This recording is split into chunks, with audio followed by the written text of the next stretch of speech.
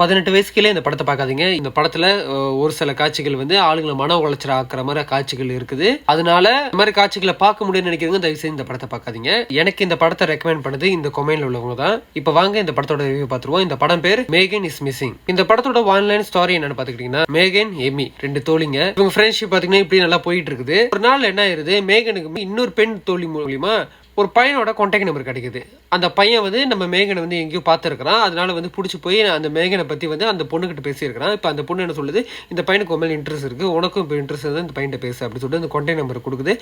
இப்போ மேகன் என்ன பண்ணுறாங்க, அந்த பையன் மேலே அந்த பையனோட பிக்சர்லாம் பார்த்து ரொம்ப ஆசைப்பட்டு அந்த பையன்கிட்ட பேச ஆரம்பிக்கிறவங்க பையன்கிட்ட கேட்குறாங்க, வா நம்ம மீட் பண்ணலாம் அப்படின்னு கேட்குறாங்க. அந்த பையனை சரின்னு சொல்கிறேன். இப்போ மீட் பண்ணுறதுக்காக இப்போ வந்து எமி கிட்ட சொல்கிறாங்க, நான் அந்த பையனை மீட் பண்ண போகிறேன் அப்படின்ற மாதிரி சொல்கிறாங்க. இப்போ அடுத்த நாள் எமி வந்து கால் பண்ணுறாங்க மேகனுக்கு ஃபோன் எடுத்துட்டு கேட்குறாங்க, என்ன ரொம்ப டயர்டா இருக்க போல அப்படின்ற மாதிரி கேக்குறாங்க. அப்ப வந்து மேகன் சொல்றாங்க, அவன் வரவே இல்ல. அப்ப எமி சொல்றாங்க, அப்ப நீ அவனுக்கே அடிச்சு கேட்டுறியா வரல அப்படின்ற மாதிரி சொல்றாங்க. அப்ப மேகன் என்ன பண்றாங்க, அந்த பையனுக்கு போன் அடிச்சு கேக்குறாங்க, ஏன் நேத்து நீ வரல அப்படின்னு. அப்ப அந்த பையன் சொல்றான், நான் வந்தேன், ஆனா வந்து உங்ககிட்ட வந்து பேச எனக்கு ஒரு மாதிரியா இருந்துச்சு, அதாவது நான் பெண்கள்கிட்ட பேச ரொம்ப தயங்குற ஒரு ஆளு அப்படின்ற மாதிரி சொல்றான். அப்ப மேகன் சொல்றாங்க, அப்ப அடுத்த நாள் வா மீட் பண்ணலாம் அப்படின்னு மாதிரி கூப்பிடுறாங்க. அந்த பையனும் சரின்னு சொல்லிடுறாங்க. அவங்க ஃப்ரெண்டு எமி கிட்ட சொல்லிட்டு மேகன் வந்து திருப்பி அந்த பையனை பாக்குறதுக்கு போறாங்க. இப்ப அடுத்த நாள் எமி மேகனுக்கு கால் பண்றாங்க. பார்த்தா அவங்க கால் வந்து ரீச் பண்ண முடியல. எமி என்ன பண்றது தெரியாம டக்குன்னு அவங்க ஃபேமிலி கிட்ட எல்லாம் சொல்லி மேகன் காணாம போயிட்டாங்க.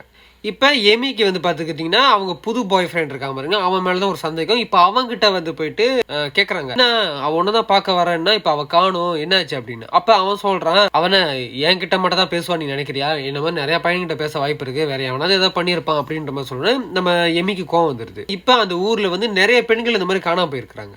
இப்ப ஒரு பக்கத்து போலீஸ்ல வந்து இந்த கேஸை எடுத்து தேட ஆரம்பிக்கிறாங்க. இப்ப எமி பாத்துக்கிட்டீங்கன்னா தனிமையில வந்து தான் கூட்டாளி நினைச்சுக்கிட்டு தனியா வீடியோ எல்லாம் செஞ்சுக்கிட்டு அவங்க ஒரு பக்கத்து கவலையில இப்ப அலைஞ்சுக்கிட்டு இருக்காங்க. ஒரு கட்டத்துக்கு மேல என்ன ஆயிருது, நம்ம எமியும் வந்து கடத்தப்பட்டுறாங்க. இப்ப இவங்க 2 பேரும் கடத்தினது யாரு அப்படின்றது வந்து இந்த படத்தோட மீதி கதை. இந்த படம் எங்க பாக்கலாம்னு பாத்தீங்கன்னா மூவி பாக்ஸ்ன்ற ஒரு வெப்சைட் இருக்கு, அந்த இடத்துல இந்த படத்தை போய் நீங்க தட்டி பாத்துக்கலாம். நான் உங்களுக்கு கிரேசி ஜி.